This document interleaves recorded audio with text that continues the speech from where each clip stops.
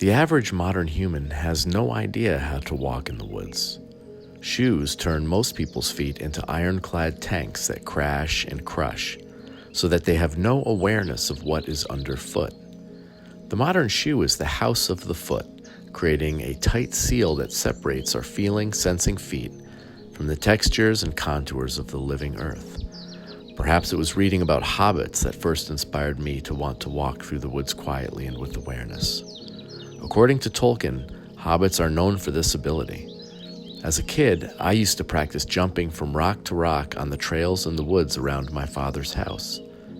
I noticed early on that stepping lightly on stones made my footsteps almost completely silent, while stepping on dry leaves, twigs, and branches made lots of noise. As boys, we'd spend days upon days playing soldier or kick the can, and the need to sneak made learning to move quietly a valuable skill.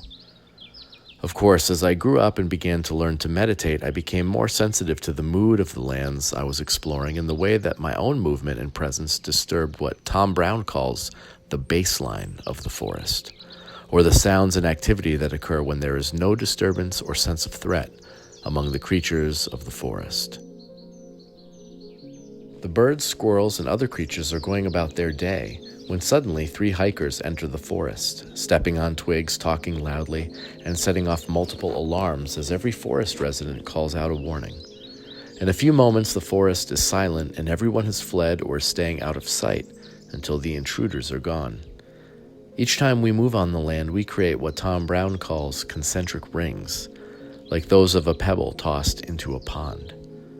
It takes awareness and skill to move over land without creating big rings of disturbance. When we arrive in our nature location to meditate, it takes 10 to 15 minutes before our concentric rings die down and the forest baseline returns to normal. While sitting quietly in the woods, I have often been startled to see a deer appear only yards away, as if the deer had been teleported to that location without making the slightest sound. Deer are masters at moving silently through the terrain and blending in with their environment. In fact, their primary defense is stealth. When deer walk, they place each hoof with precision. For most of us, not knowing how to walk with awareness isn't really our fault.